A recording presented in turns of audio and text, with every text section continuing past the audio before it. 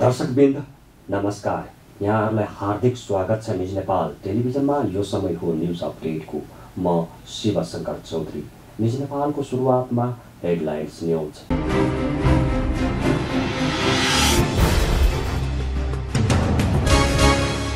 नेपालमा आजसम्मकै सबैभन्दा बढी थप 2020 जनामा कोरोना पुष्टि। संक्रमितको संख्या 61,593 जना पुग्यो। शुक्रबार थप 7 जनाको मृत्यु भएको स्वास्थ्य मन्त्रालयद्वारा जानकारी।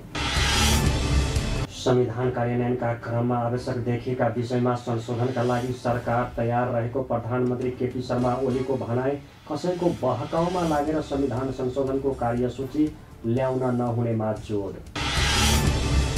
गणेश मानसिंहको 13औं स्मृति दिवसका अवसरमा शुभकामना दिँदै कोरोना महामारीका बेला जनताका लागि गर्नुपर्ने न्यूनतम काम पनि सरकारले गर्न नसकेको नेता प्रकाश मान सिंहको आरोप। गणेश मान सिंहबाट आदर्शको राजनीति गर्ने प्रेरणा लिनुपर्ने सिंहको धारणा। सत्तारूढ नेपाल कम्युनिस्ट पार्टीको आज बस्ने भनिएको सचिवालय बैठक स्थगित। उक्त बैठक अब आइतबार बिहान 11 बजे पेरिस डाँडामा बस्ने। सार्क राष्ट्रका विदेश मन्त्रीहरूको बैठक आगामी असोज 8 गते हुने। बैठकमा सार्कका 8 सदस्य राष्ट्रको सहभागिता हुने अपेक्षा।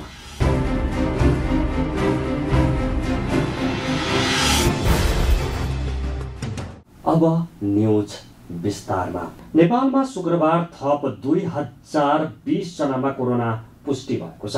देशका विभिन्न स्थानमा गरिएको परीक्षणका क्रममा 639 महिला र 1381 पुरुष गरी थप 2020 जनामा कोरोना पुष्टि भएको हो।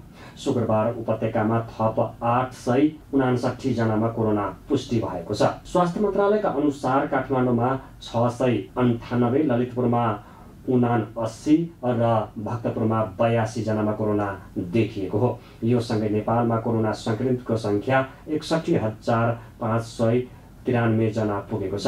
त्यस्तै कोरोनाका कारण थप 7 जनाको मृत्यु भएको छ भने हालसम्म 390 जनाको मृत्यु भएको छ।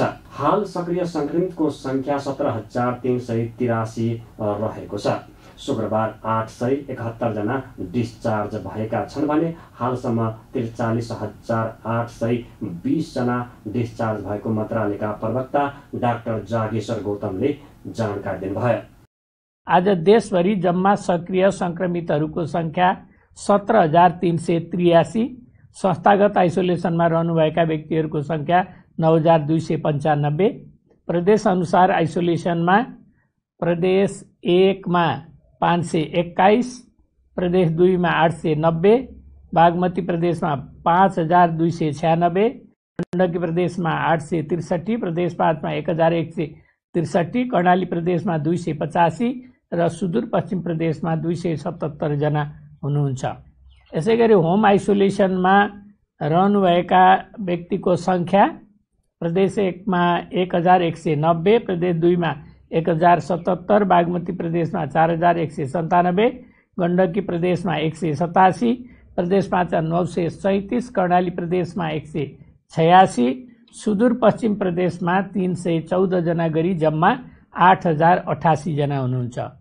नेपालमा आजको टोटल पीसीआर 11,458 गरी जम्मा 8,94,373 परीक्षण भएको छ। गत 24 घण्टामा नयाँ संक्रमितको संख्या 2,020 रहेको छ। क्वारेन्टाइनमा रहनुभएका व्यक्तिहरूको संख्या 7,736 रहेको छ। प्रदेश अनुसार प्रदेश 1 मा 938, प्रदेश 2 मा 387, बागमती प्रदेशमा 501, गण्डकी प्रदेशमा 561, प्रदेश 5 मा 1,703, कर्णाली प्रदेशमा 779, सुदूरपश्चिम प्रदेशमा 2,847 जना हुनुहुन्छ। कोभिड-19बाट संक्रमण मुक्त भई गत 24 घण्टामा डिस्चार्ज हुनेहरूको संख्या 871 छ र आजसम्म डिस्चार्ज हुनेको संख्या 43,820 जना छ। प्रदेश अनुसार प्रदेश 1 मा 3,847, प्रदेश 2 मा 11,900, बागमती प्रदेशमा 9,771, गण्डकी प्रदेशमा 2,534, प्रदेश 5 मा 6,960, कर्णाली प्रदेशमा 2657 र सुदूरपश्चिम प्रदेशमा 6151 जना हुनुहुन्छ। कोभिड-19 संक्रमणबाट मुक्त हुनेको दर 71.1% छ।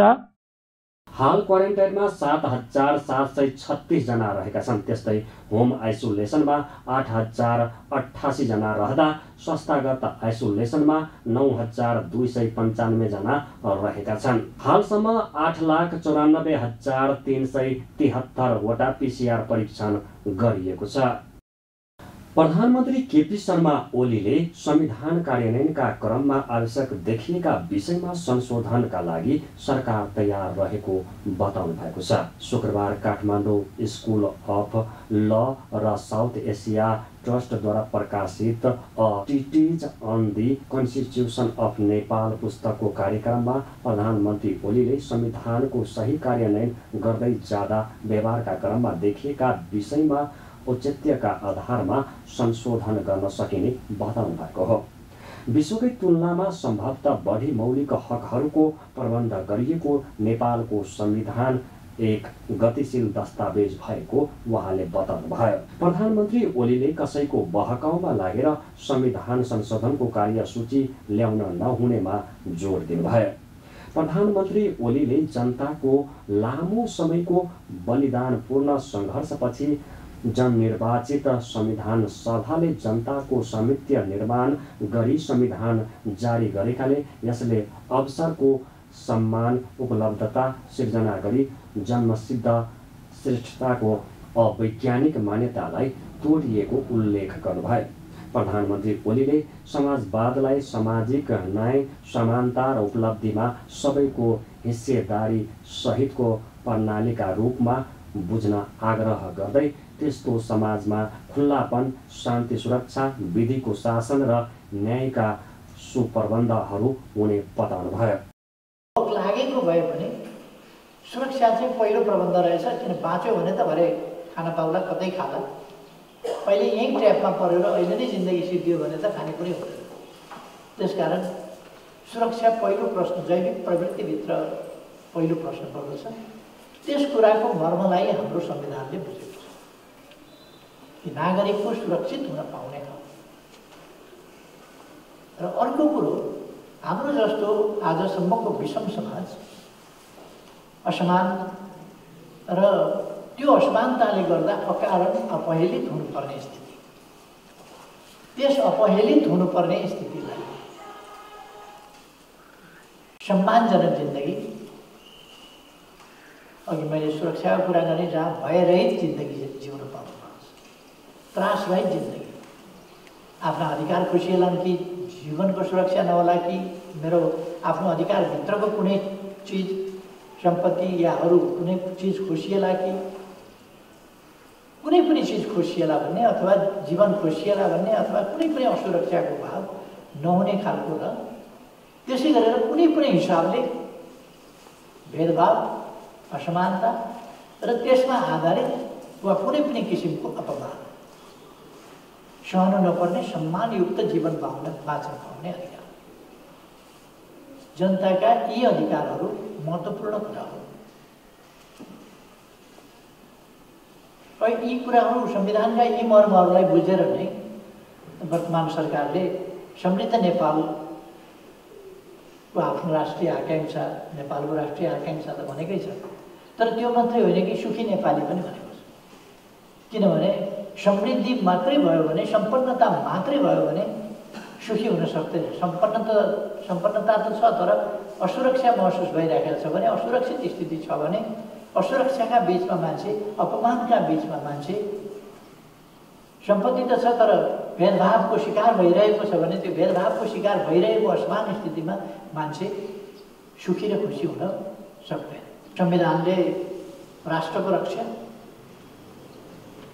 जनताको रक्षा, राष्ट्रको सार्वभौमसत्ता, राष्ट्रको स्वाधीनता, राष्ट्रको भौगोलिक अखण्डता, त्यसको रक्षा गर्ने त्यो सामर्थ्य, त्यो दिशा समातेको हुनुपर्छ। त्यसो गर्दा त्यस मापदण्डबाट हेर्दाखेरि यो संविधान अत्यन्तै महत्त्वपूर्ण छ। जनता घाइते हुने, अरू कोही जन्मिँदै शासक हुने, सार्वभौम सत्ता अन्त कतै हुने, शक्तिको स्रोत अन्त कतै हुने, अन्त कतैबाट सम्पूर्ण शक्ति निश्रित हुने, संविधान एउटा चाहेका बखत प्रयोग गर्ने, नचाहेका बखत फालिदिने कागजको पोस्टो हुने, कसैले चाहेका बखत संविधान प्रतिसंहरण, संशोधन, खारेजी वा प्रतिसंहरण फिर्ता लिने, हटाउने, त्यसलाई बर्खास्त गरिदिने, अर्को जारी गर्ने, यी सबै अधिकार कतै गएर कुनै संस्थाका नाममा कुनै व्यक्तिमा हुने र सबै जनता चाहिँ निरीह हुने, रैट्य हुने। यो परिपाटीलाई अरू देशका संविधानहरूले पनि अन्त गरेका छन्, तर हाम्रो खास ऐतिहासिक सन्दर्भमा यो धेरै महत्त्वपूर्ण कुरा हो। परिवर्तन र उपलब्धिहरूलाई सुरक्षित गर्न, सुगठित गर्न, सुदृढ बनाउन र यिनलाई सुदृढतापूर्वक गतिशील ढङ्गले अगाडि बढाउन र राष्ट्रिय आकाङ्क्षाहरू परिपूर्तिको दिशामा सुशासनको आकाङ्क्षा, विकासको आकाङ्क्षा, समृद्धिको आकाङ्क्षा, समानताको आकाङ्क्षा र सुखी समाजको आकाङ्क्षा पुरा गर्ने सन्दर्भमा यी कुराहरू प्राप्त गर्न सकिने रहेछ भन्ने अहिलेसम्मका परिघटनाहरूले, अहिलेसम्मका व्यवहारहरूले देखाएको छ। कार्यक्रममा नेपाली काङ्ग्रेसका नेता डाक्टर रामशरण महतले संविधानले स्थानीय सरकारलाई अधिकार सम्पन्न बनाइएकाले ती तहको क्षमता वृद्धि र सबै तहमा धान्न सक्ने चुस्त प्रशासनको निर्माण अबको चुनौती भएको धारणा राख्नुभयो। उक्त पुस्तक सन् 2018मा सम्पन्न भएको नेपालको संविधान सम्बन्धी अन्तर्राष्ट्रिय सम्मेलनमा प्रस्तुत भएका कार्यपत्र तथा प्रस्तुतिमा आधारित रहेको छ। अङ्ग्रेजी भाषामा प्रकाशित 640 पृष्ठको यो पुस्तकको सम्पादन संविधानविद विपिन अधिकारीले गर्नुभएको हो।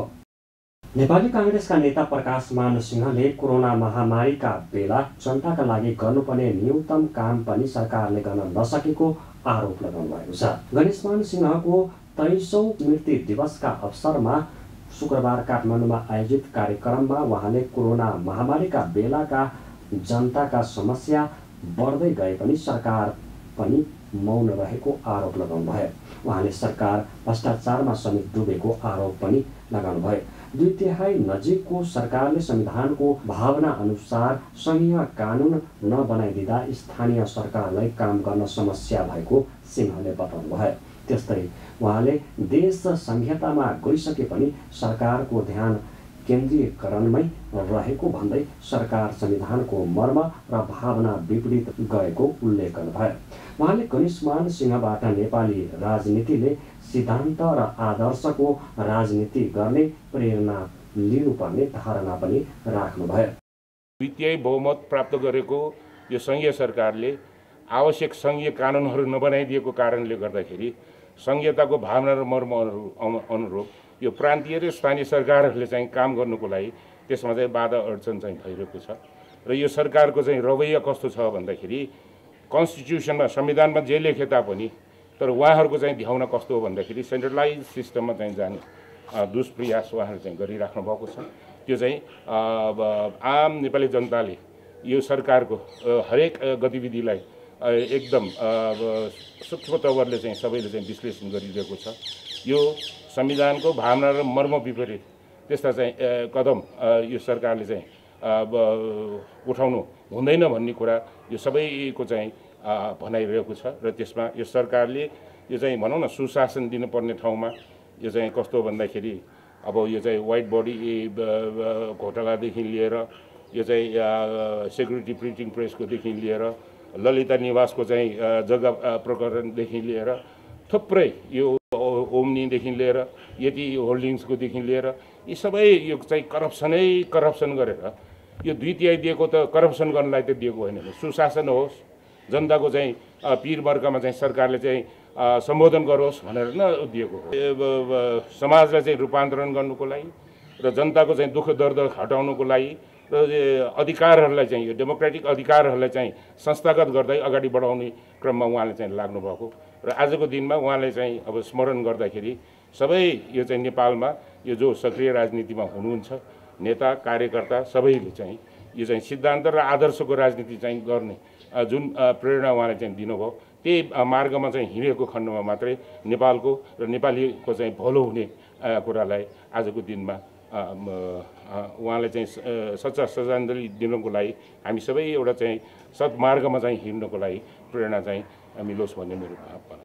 नेता सिंहले सर्वमान्य नेता सिंहको नेतृत्वमा 2046 सालको जनआन्दोलन संयुक्त भन्दा पनि कार्यगत एकताका आधारका भएको बताउनुभयो। नेपाली राजनीतिको शिखर पुरुष जनआन्दोलनका सर्वोच्च कमान्डरका रूपमा चिनिने काङ्ग्रेसका संस्थापक नेता गणेशमान सिंहको 2054 साल असोज 2 गते निधन भएको थियो। सत्तारूढ नेपाल कम्युनिस्ट पार्टीको आज बस्ने भनिएको सचिवालय बैठक स्थगित भएको छ।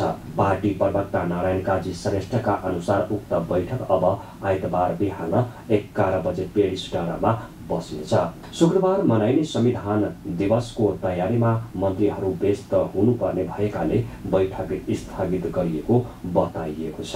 तत्कालीन माओवादी केन्द्रको केन्द्रीय कार्यालय रहेको पेरिस डाँडामा पहिलो पटक नेकपा सचिवालय बैठक बस्न लागेको हो। यस अघिका प्राय सबै सचिवालय बैठक प्रधानमन्त्रीको सरकारी निवास बालुवाटारमा बस्दै आएका थिए। पछिल्लो समय अध्यक्षद्वय केपी शर्मा ओली र पुष्पकमल दाहाल प्रचण्ड बीच ओलीले सरकार र प्रचण्डले पार्टी चलाउने सहमति भएपछि पार्टी बैठक पेरिस डाँडामा डाकिएको हो। सार्क राष्ट्रका विदेश मन्त्रीहरूको बैठक आगामी असोज 8 गते हुने भएको छ। नेपालका परराष्ट्र मन्त्री प्रदीप कुमार गेवालीले अध्यक्षता गर्ने बैठक भर्चुअल माध्यमबाट हुनेछ।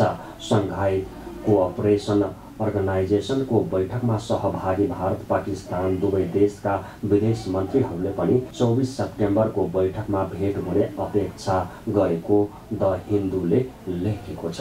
सार्क अध्यक्ष राष्ट्र नेपाल भएकाले सो बैठकको अध्यक्षता नेपालका परराष्ट्र मन्त्री गेवालीले गर्नेछन्।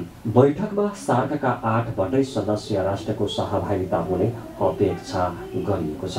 गत बुधबार राष्ट्रिय सुरक्षा सल्लाहकारको बैठक बसेको थियो। सो बैठकमा पाकिस्तानका विदेश सल्लाहकार मोहम्मद युसुफले पाकिस्तान सरकारले जारी गरेको नयाँ नक्सा देखाइएपछि भारत सरकारका राष्ट्रिय सुरक्षा सल्लाहकार अजित डोभाल बैठक नै छोडेर हिँडेका थिए। यो घटनाको बावजुद पनि सार्क परराष्ट्र मन्त्री स्तरीय बैठकमा भारत पाकिस्तानका मन्त्रीहरूको पनि भेट हुनेछ। द हिन्दूको समाचारमा उल्लेख छ। हामी न्युज अपडेटको अन्तमा आइपुगेका छौँ। जाँदा जाँदै हेडलाइन्स न्युज पुनः एकपटक।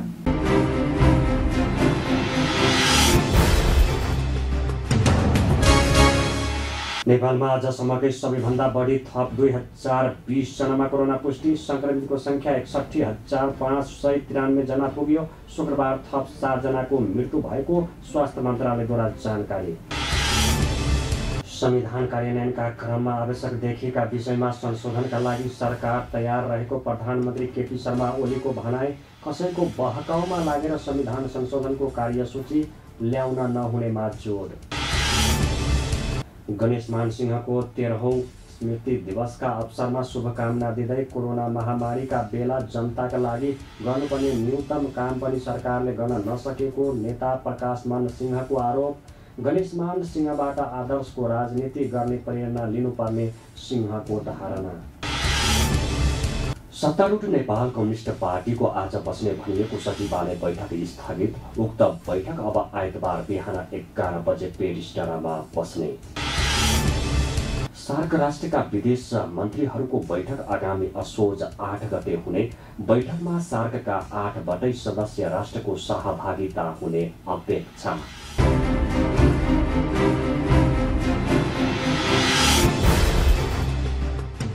दर्शकवृन्द, अहिलेलाई न्युज अपडेट यति नै।